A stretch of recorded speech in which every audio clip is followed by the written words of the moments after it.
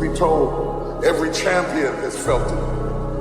Every president has felt it. Every king has felt it. Every lion has felt it. Every winner has felt it. Every soldier has felt it.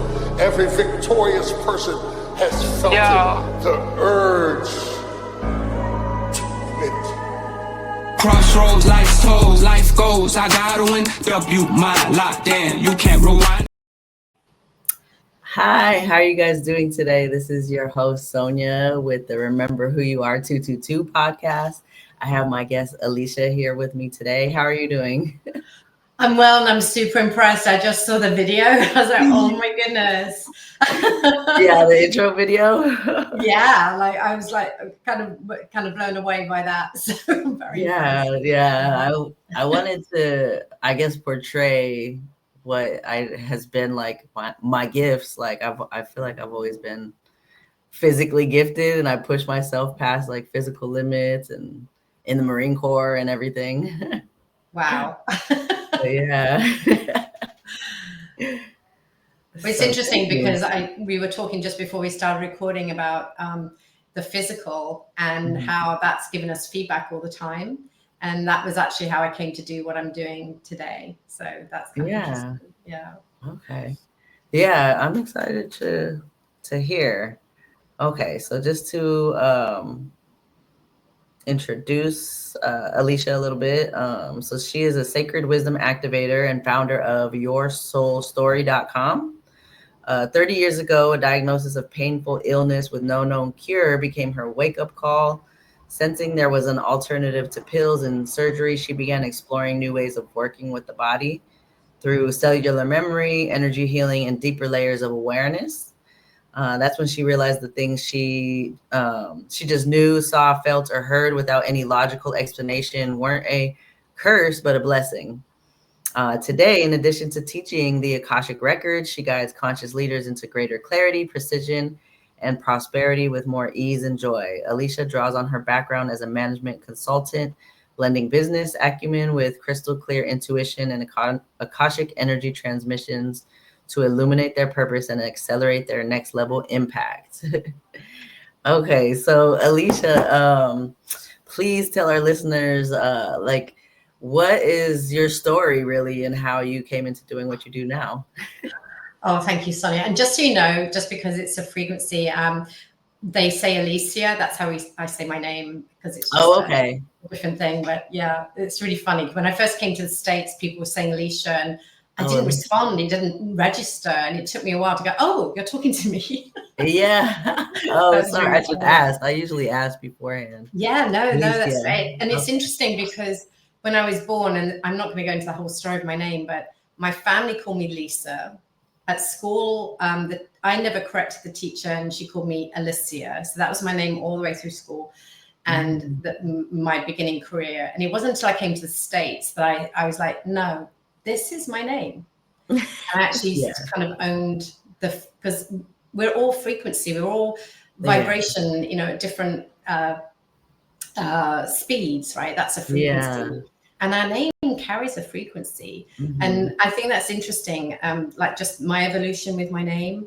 And that many people, when they are coming into a new way of being or relating with themselves in the world, they want to change their names. That's fun, right? So yeah, it's kind of interesting.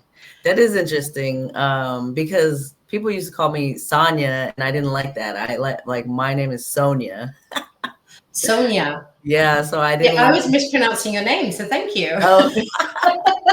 Yeah, thank you. Like it came to my mind when you said that. Like I didn't like when people call me Sonya for some reason.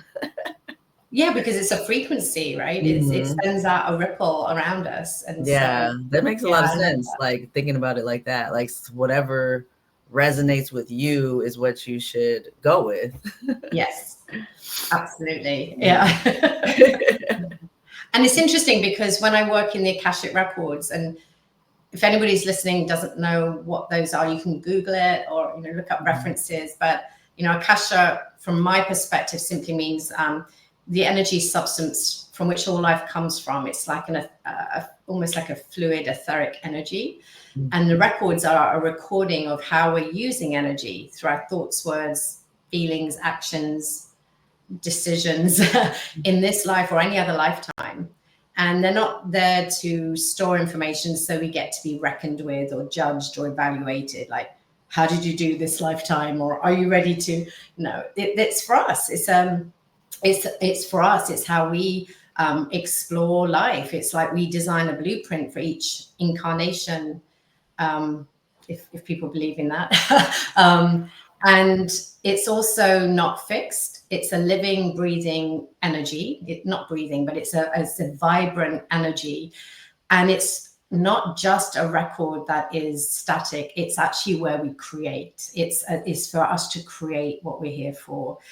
And when I go into the Akashic Records for someone else, or when I teach someone how to go into their records, which all of you have the birthright to do, you have this, you came in with this, you can do it, you have done it.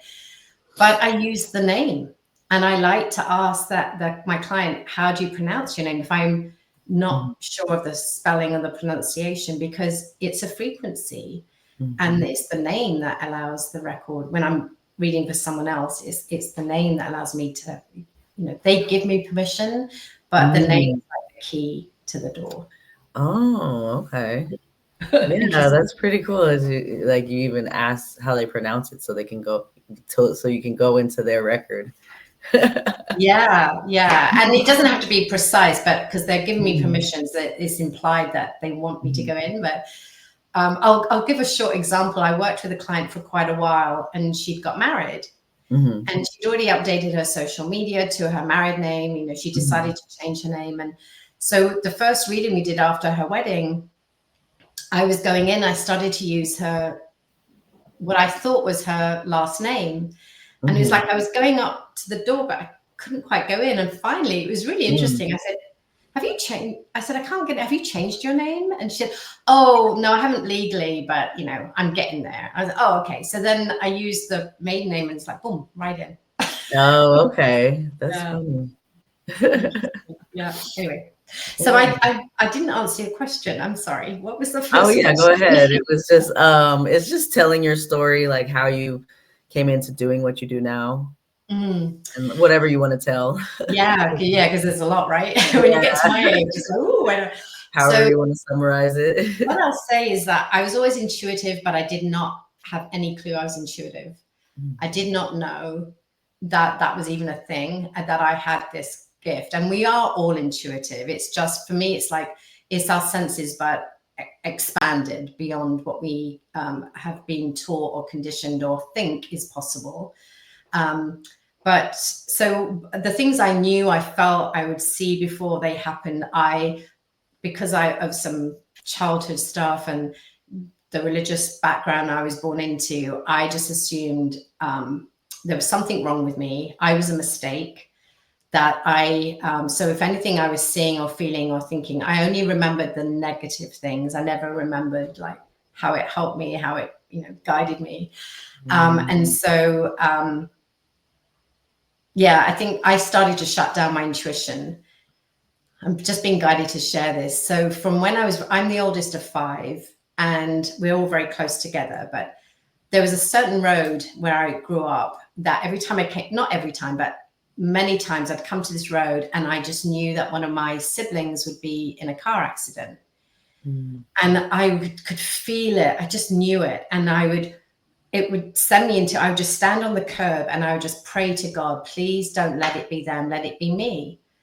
And it wasn't because I wanted to sacrifice myself or take on the pain. No, I was doing it because I thought I was making it happen by seeing it and feeling it and knowing it. I was the one behind it. And it was like all this guilt and, again, just stuff from my childhood. So when it actually happened, I remember I wasn't physically there. My sister's friend told me, and I was 11. I literally fell to my knees. I was 10. I fell to my knees because it was like this fear I had just came. It was there. And I ran to the road to, like, thinking and praying, please don't let it be true. Because my sister's friend was an amazing practical joker and this would be something that she would have done and thought was funny. So I kept thinking, let it be a joke, let it be a joke. And it wasn't. There was an ambulance, there was a big crowd. And so, yeah, and then I ran and I got pulled away. They, you know, my friend's mother said, no, come here. And so I'm thinking the worst. I do want to say that my brother was okay. It was my little brother, my youngest brother, and he had a fractured skull, but he's okay. But this woman took me into her house and made me a cup of tea, which is what English people do when they're shocked. And then my father found me. My father was meant to be looking after us. He had chosen to go somewhere, chat with a friend, whatever. But he came to me and he was so overwhelmed with fear and worry and guilt that he put that on me. And he said, this is your fault.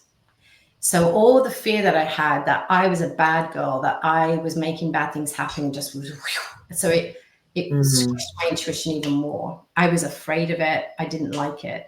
And it wasn't until you mentioned in the bio, it wasn't until, let's fast forward, you know, I did really well at school. I ended up getting a really, you know, amazing job. And I was working so hard to prove that I was worth it, that I was a good girl, a good employee.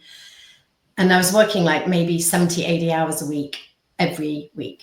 My life became my work. I moved to the States and it became even more of my work because then my family weren't even here, you know, and my body was trying to tell me, this isn't how you're meant to live. This isn't good for us. So it was only when my body, it tried twice to get my attention. I kept plowing on and going back.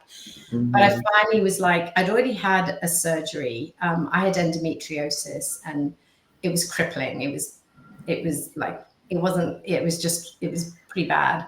So I had my surgery, the cyst came back, and it wasn't until then, and my hairdresser, thank God for hairdressers, and I was getting ready to go to England to get married, and should we just chit-chatting, and I talked to her about, oh, well, I've had surgery and the pain's still there. She said, you need healing. Have you not tried healing? Like, it was like, you know, an over-the-counter medicine. Like, I was like, what?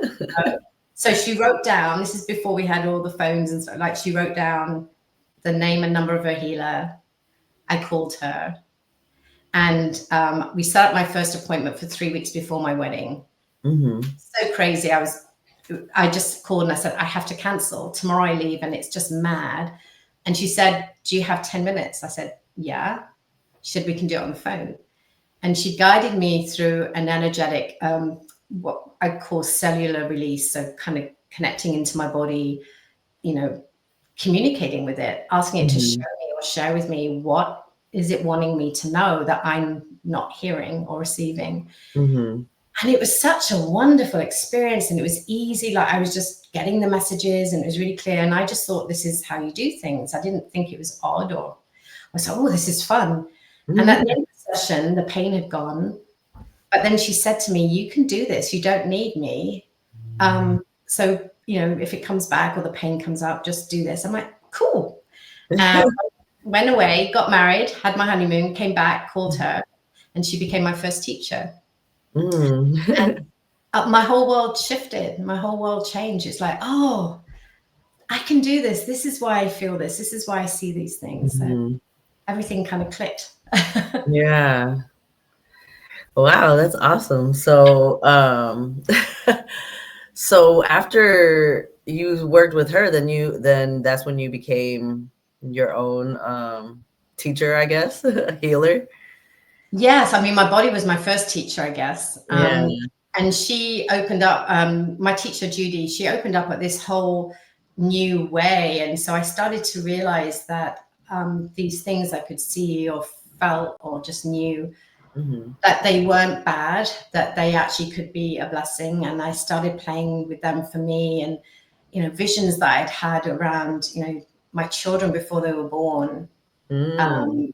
They were, it was just amazing. Like I looked back at my life and realized, oh, that was magic. Oh, that was a miracle. Oh, that was the intuitive guidance. And I didn't realize at the time, but I would follow things without knowing why. I would do things without knowing why. And it even led me to meet my husband. And the reason I'm here in the States, like all these wonderful things. So with that perspective, just by shifting from the sense of this, whatever it is I'm doing is bad, it's wrong, and I'm bad, I'm wrong, to this is magical, oh, this is fun, and this is a gift. It kind of changed my whole perspective on the world. And so yeah, then I invested, I've invested hundreds of thousands of dollars and hours in training and certifications and all of this. But the truth is, we already have it within us. I had it within me, but it was fun to have these trainings and, you know, teachers and people who were more aware of what I was stepping into, and to have that reflection back to me, it made it easier. And now I just love doing that for others too. That's amazing. So what are some of the, I guess what are some of the like success stories that you have with some of your clients? And oh wow. So the first story that's coming up right now, years ago, I worked with somebody who had had a series of miscarriages, had gone through IVF, had gone to many fertility doctors, and she'd been told more than 2 or 3 times by the specialists, you cannot carry your own child. Your body, all of these different reasons, this is why you cannot carry your own child. And if you really want this, you know, you're going to have to look at other options. And somebody knew about me, and one of her friends, and she referred her to me. And this client did not necessarily believe in this stuff. It was her first experience with working with like energy and Akashic stuff. But she wanted to be a mother and give birth in that way so much that, and now I see it as it was all just a part of a plan, you know, part of a beautiful path that was leading her to trust herself better. But she finally scheduled a reading. So we only ever had the one reading. And she brought forwards why she was there. And I was able to go into her records, and I could see where was the energetic block between her, like, was she here to be a mother in that way, in a blueprint? And it was a very clear yes. And then, well, what was the interference? And what it was that in another lifetime, I won't go into all the details, but she had experienced what it's like to not feel safe in the world. And this part of her was like, why would I bring a child in when it's not safe to be in the world?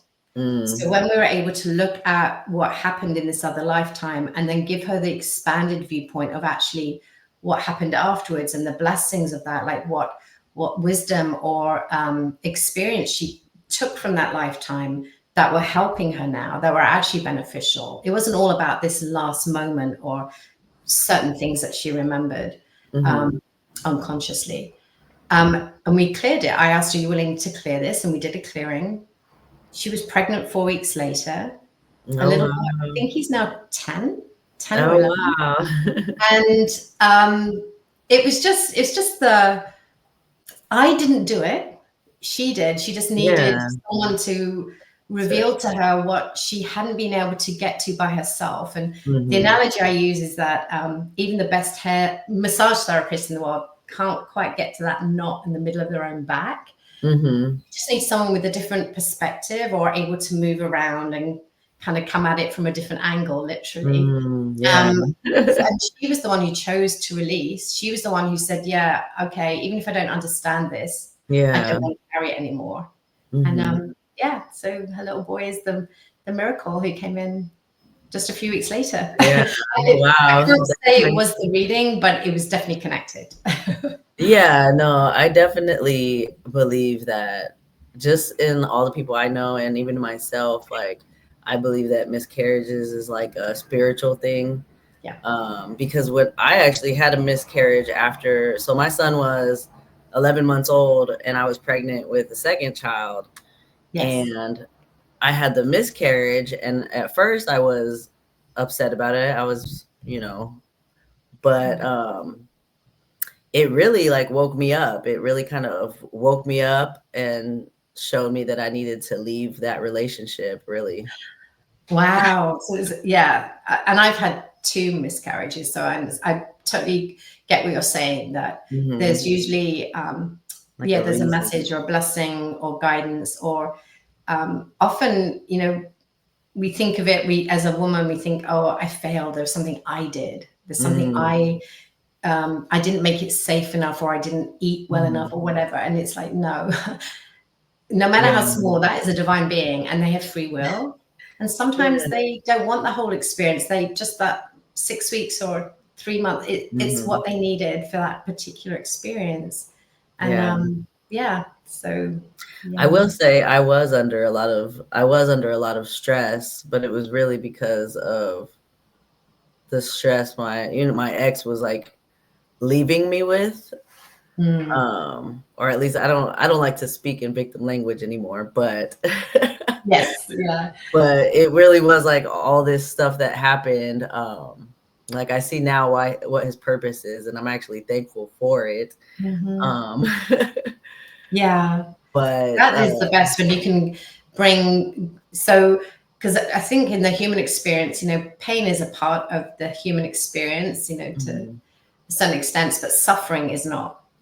And so it feels like you had a painful experience, but then you said, oh, okay, I'm not going to suffer with this. What am I going to do with this? And you turned it into a blessing.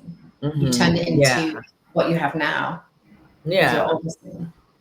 Yeah. And I do feel like, I don't know, it was weird. I guess I had to do it in steps, because I did have a very empowered feeling of, I can be a single mother. I can do this on my own. I'll build whatever businesses we had together. I could build it back myself, because, you know, because I really was the one doing most of the work. And so that's why I did that. But then, like, for a little while, I was still talking about all the things that he was doing to me. And so it got worse and worse. and then I had this awakening, like, bigger awakening. This is probably the biggest awakening I had, where I really just started seeing everything, the world, differently. Yes, I'd love to hear more about that.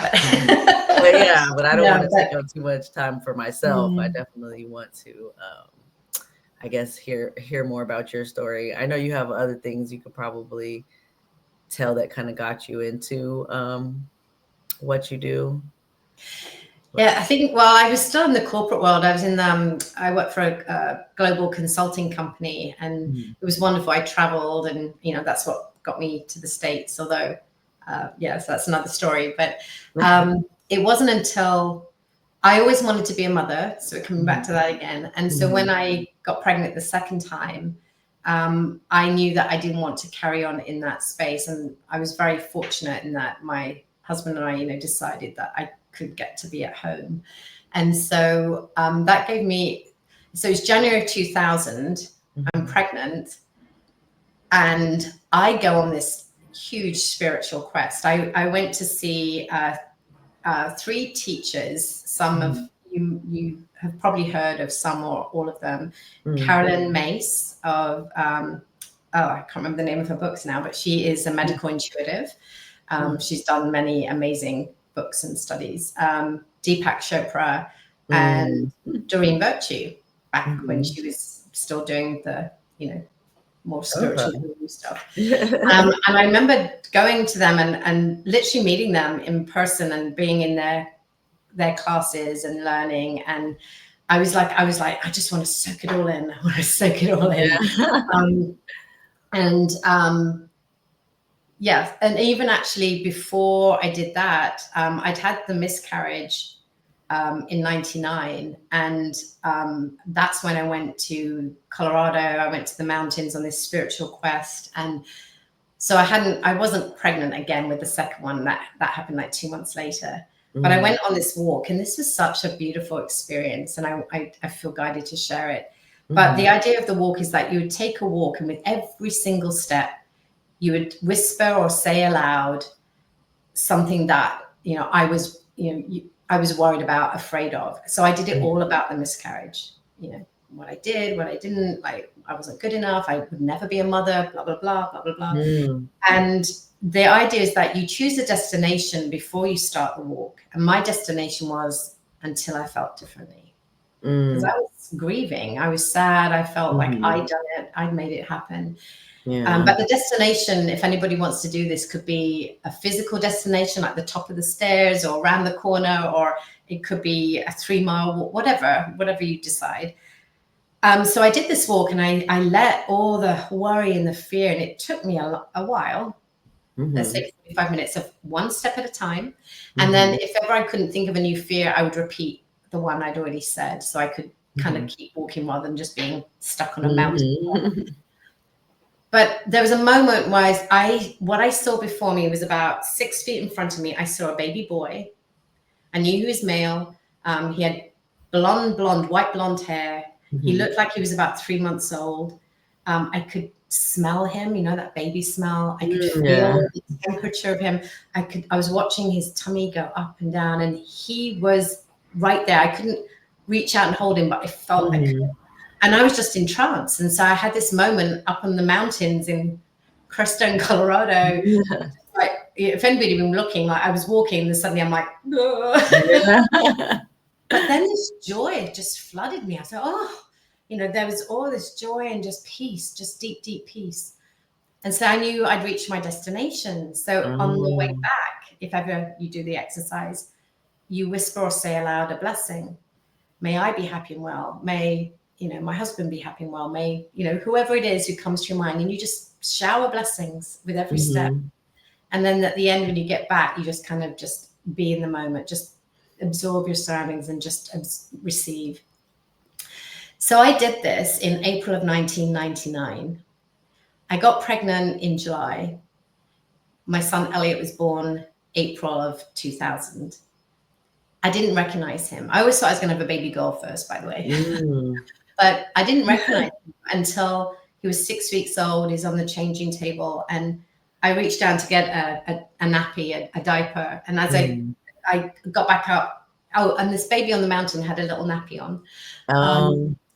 And I saw him. I was like, oh, it's like you. Him breathing. Yeah. A big baby. He was 9.5 pounds. So, and it was like this sense of wonder and joy. And it felt like in January of 2000, I was doing a lot to get ready to be the mother I wanted to be for my children. And he had come to me before I even got pregnant to let me know he was on his way.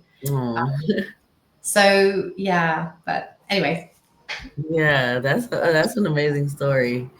I always hear some of like the amazing things that people encounter when it comes to like the divine. I feel like I see visions a lot, but yeah, like I see things all the time, but I don't know.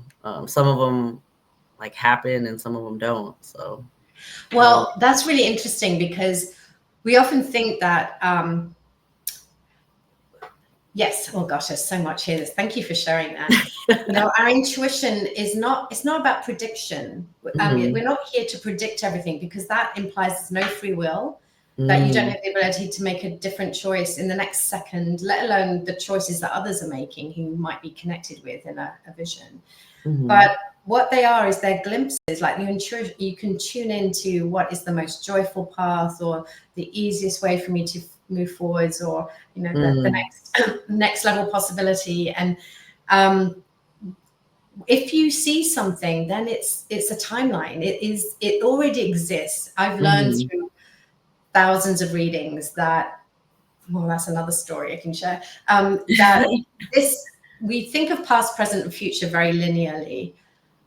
But what I found through working in the records is that, yes, we have these concepts of past, you know, 600 years ago, you know, 3 months from now, but really and truly it's all happening here and now, which we hear in the spiritual community is the eternal here and now. But what I found, the best analogy I have for this is if you think of your soul as a sun, and it's beaming a ray of light to you right here in this moment as the physical you. Mm-hmm. It's transmitting desire, dream, ideas, inspiration, guidance. And then you're living your life, you're making choices, you're following some guidance, you're ignoring others, you're, just doing your thing as a human. You are then transmitting this data, this information, this experience, this wisdom all the way back to your soul, and your soul expands. So that's just the part that we're already on purpose. We're already always expanding and evolving, even when it doesn't feel like it. Mm-hmm. But if you think about the sun, it doesn't ever have just one ray of light. It has billions of rays of light. Yeah. And I think that represents our lifetime, all the different ways we can explore infinite possibilities and creation in different experiences, either in the body or not in the body, male, female, whatever experience we're choosing. And it's the same when we're in this physical incarnation, we still have infinite streams of possibilities. So when you have a vision, Sonya, you're seeing like, oh, if it's something you want, something you like, it's like, yeah, let me bring more energy and activate that. I mean, if it's something you don't like, and you're like, oh no, I'd like it a bit more like this, then you get to activate that. And because the timelines are not timelines, they're choice points. There's streams of possibility, and that you are at choice always. Yeah, I definitely believe that. I do do a lot of the quantum. That's what I've been studying a lot of, just thinking of the different possibilities and choosing which one resonates the most with you. And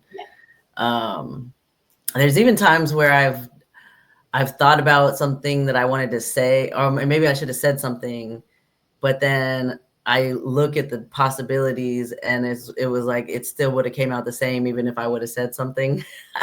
So I do like crazy mind stuff like that. It's good. Well, it sounds like you're really consciously exploring, your infinite possibilities. And I think that's one of the reasons we come here. Often it's changing. I feel like the children coming in with very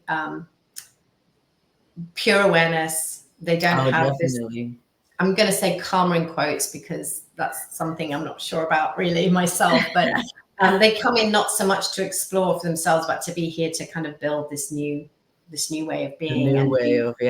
More. I really believe my son is like, or I guess they call it a starseed or something, because my son he's already taught me so much just being here for almost 3 years.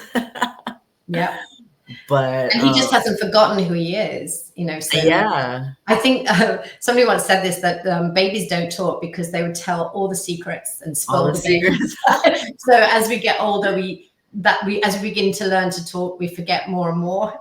I think that's changing, like children like your son, and also the children who we believe are severely they're nonverbal, or they're not able to move independently, or they need, they're just not able to move through the world with as much ease as we. I saw studies of, it was, what was it? The word is like escaping my mind. Telepathy? What was that? Was it telepathy? Yeah. So it is telepathy, but it's these, certain kids are showing telepathic the nonverbal, the ones that are more nonverbal, like you were saying, and they just process the world differently. Yes, they're not, and I feel like if any of us have a child or an adult in our lives who we has certain constraints, restrictions, do not look at them with pity. They are actually, from my heart, I feel like they are the most courageous and pure beings. And they are here because they're actually anchoring a new octave, I think, a new vibration for us to operate in. And they have capabilities that we just haven't learned how to communicate sometimes with them. But they're already communicating with each other and working with the world. And there was one being I I didn't connect with this child personally, but one of my teachers did. And what he shared, he was completely nonverbal, but what he shared through her telepathically was that he is here to help anchor the connection between humanity and Earth, to bring back the love, the reverence, the respect, to understand that we're a part of it all.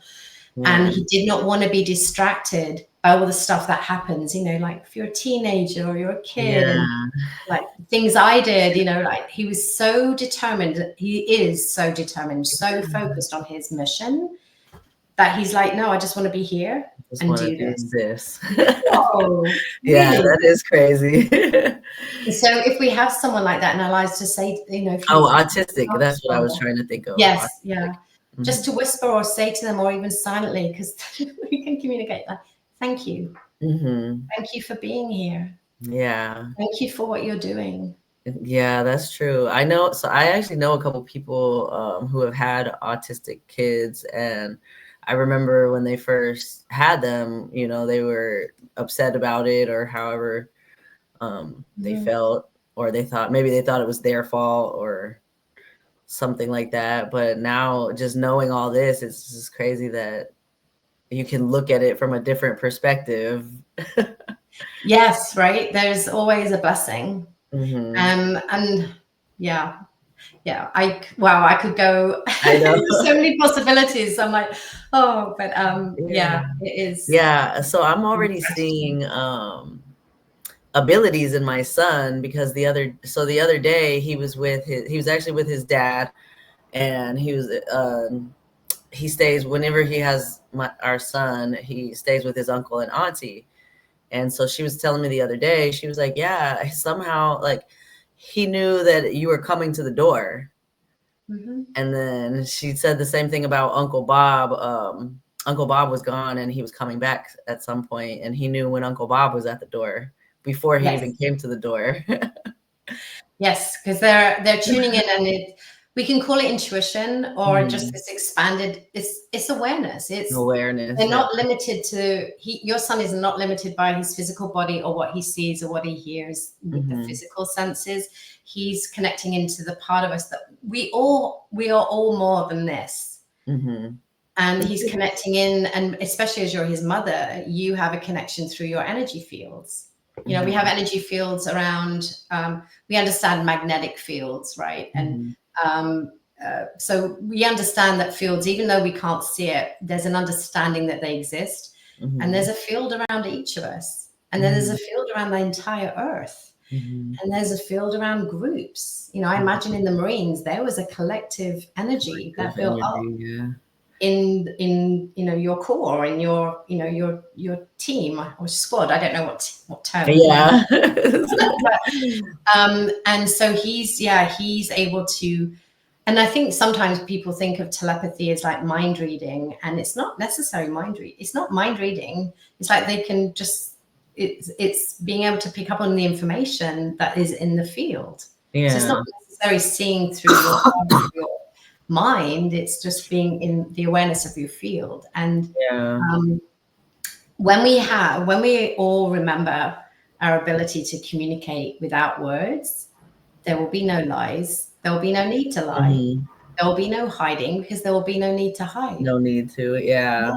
That was one thing when I was with his dad. I could always tell, I could always feel when he would say one thing, but like I felt, I always knew what he really, you know, it was just crazy because of that. He would try and make me seem like I was crazy, you know, and then I was just like, I guess it. Yeah, but you pick up on frequency, you're intuitive, and you feel it, you see it. And we all, I just want to share this for the audience at large, like we are all intuitive. We don't necessarily all have the same intuitive language, just like we don't all speak the same language on the planet.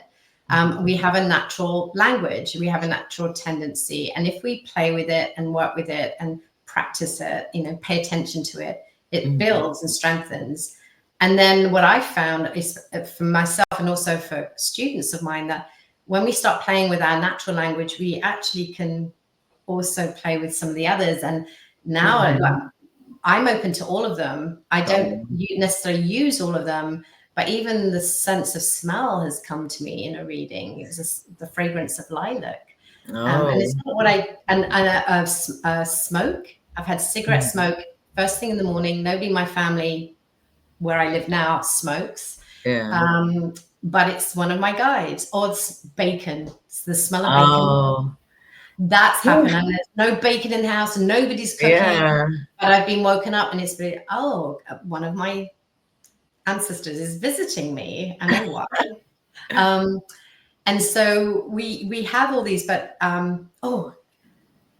yes. Oh gosh, I suddenly remembered another interesting experience regarding, like, we're always receiving. We might not always be paying attention to the information or understanding. Oh, that smell I just smelled. There's no logical explanation for it. We just think, oh, it's a smell. I just smelled smoke. Oh, somebody's smoking. Yeah.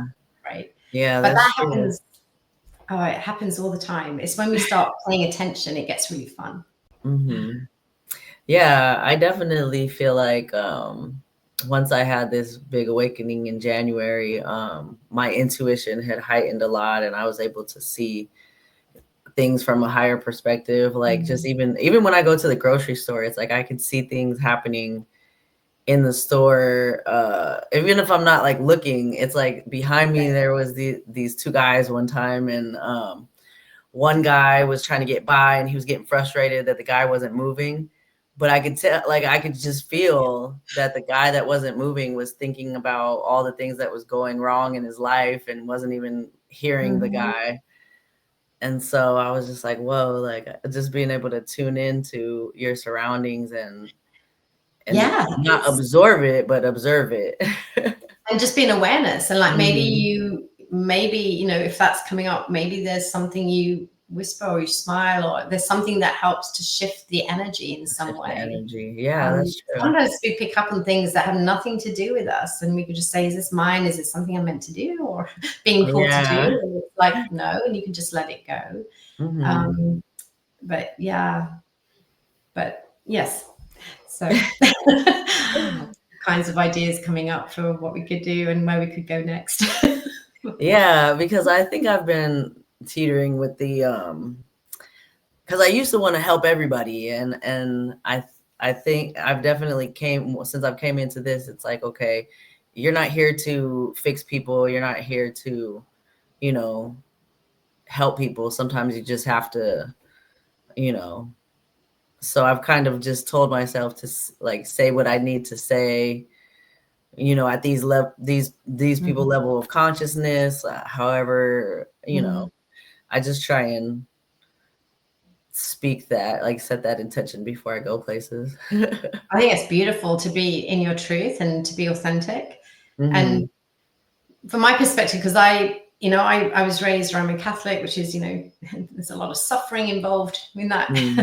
I'm not against religion, but I do see that there's some distortions that happen in some of these where, you know, there's a lot of sacrifice, suffering, martyrdom is good.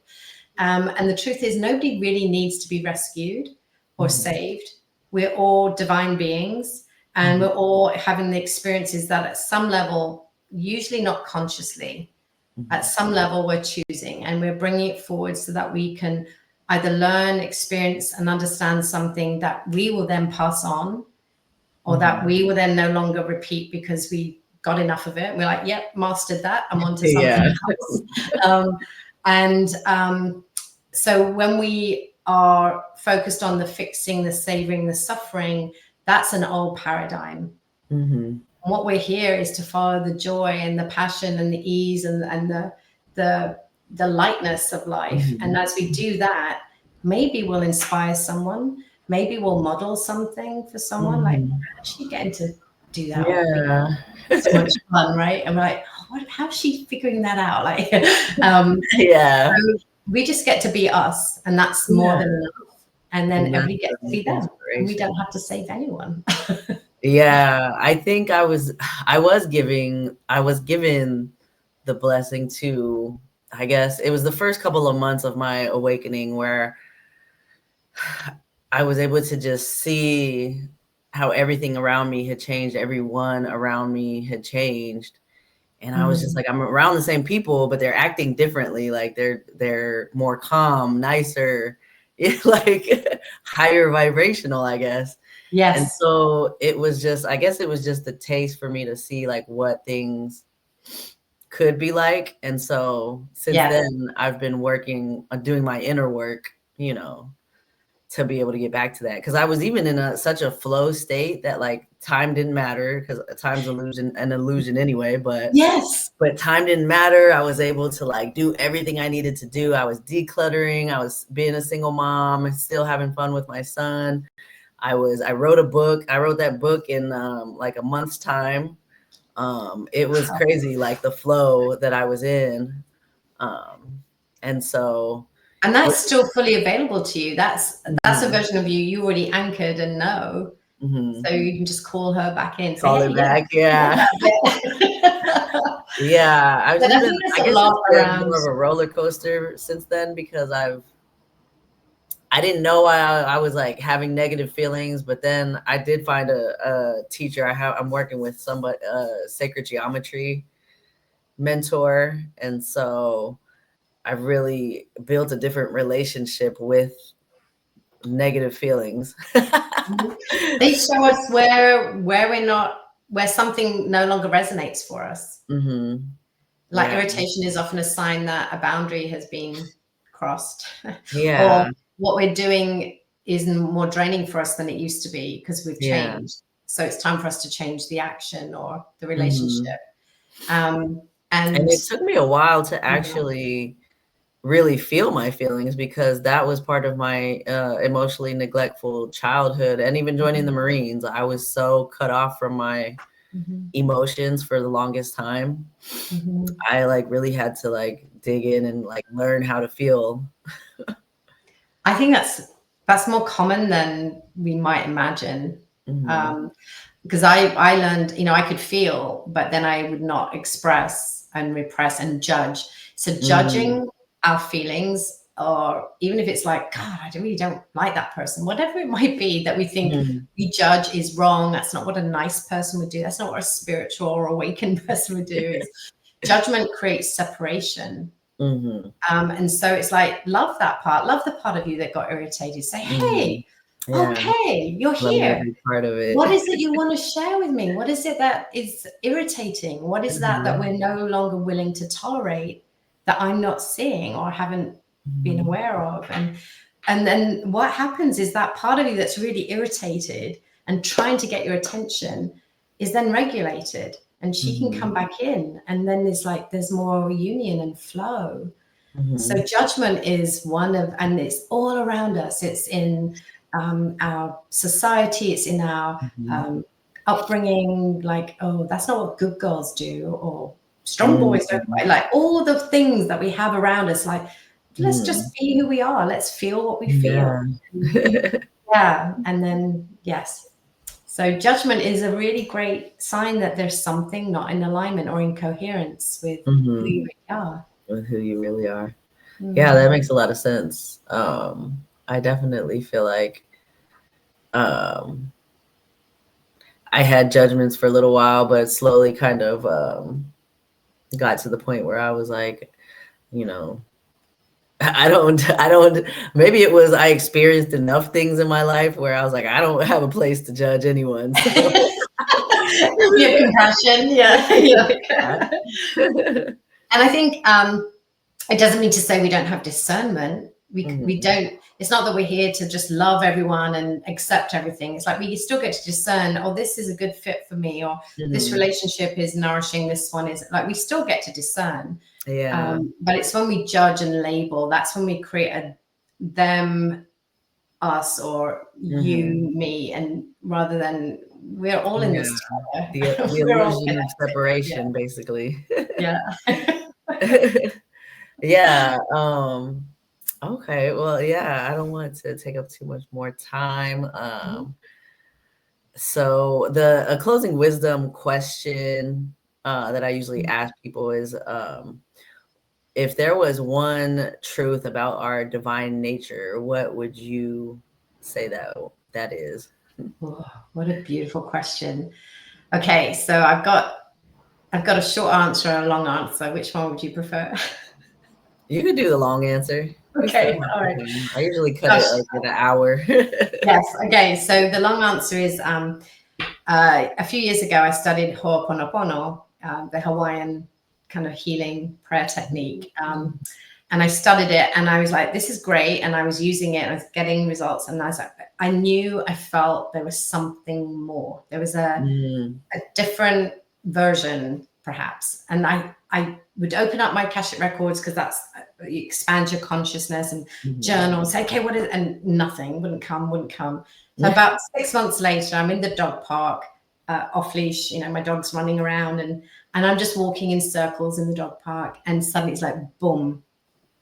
The 4 phrases came in because Ho'oponopono are 4 phrases. You can say them in different orders, but I'm sorry, please forgive me, I love you, thank you. You can play with it. But the 4 phrases that came through were, you come from love, you are love, you are already loved. And there's different versions of the last line, but I love the one you are. There are different versions of it. The one that came through initially was, I come from love, I am already loved, I love the I am that I am. Oh. And it came in, it was so clear. I turned it around.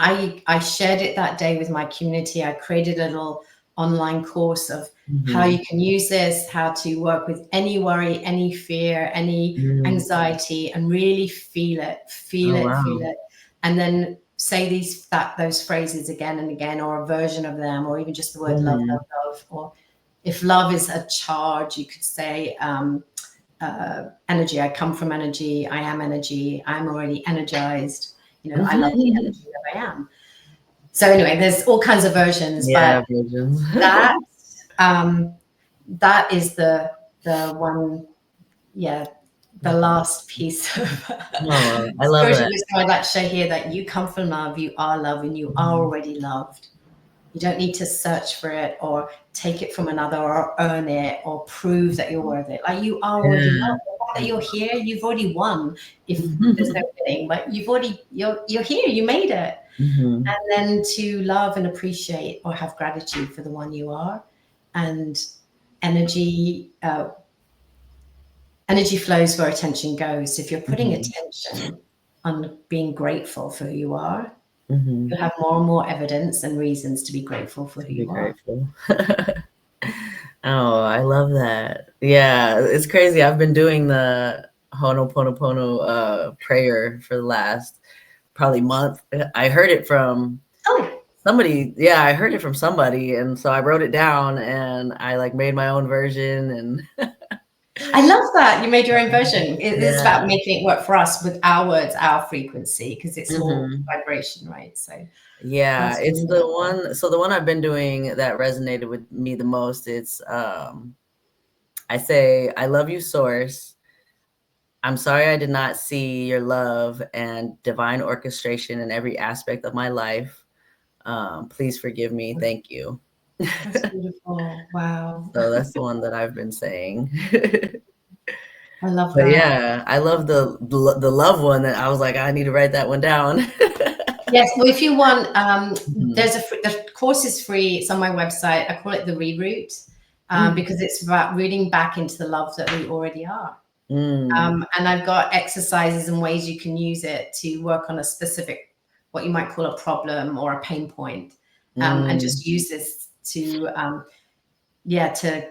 I think of it as like it's an iceberg. Like when we have this problem or pain point, it's like we've got an iceberg, but the ice is made of water, and water is designed to, can flow. So when you bring the rroot or the love, it's like the sun shining down on the iceberg, and it just transmutes it, just melts it, and it just flows again. So whatever that hard pain point, anxiety, worry, fear is, you just bring the sun out of this love, and it just goes. And it's really interesting. I've done it. I start every morning with that. I come from love. I am already loved. I love the I am that I am. That's just what I do. Yeah. You can do it throughout the day when you're stuck in traffic or you're worried, like whatever it is. But what happens is not only it just softens the worry or whatever it is, it melts. But often what will happen is I'll go, oh, that's what I want to do. I'll get an idea or inspiration or like, oh. So because once that iceberg is out the way, you see the whole horizon again. So it's kind of fun. But Yeah. Okay. That's awesome. And then, so if anybody wanted to get a hold of you, where can they reach you? The best way is yoursoulstory.com. I do post on Facebook, Your Soul Story, and Instagram as well. But if you want to get more regular updates, join me at yoursoulstory.com. And there's a free gift. The rroot course is there, that first thing you see. And then you'll get more regular kind of updates or love notes from me and learn more. Okay. And then I'll put that in the description as well. So thank you. All right. Well, we will end it there today and hope you guys have a great rest of your day. Thank you. Thank you.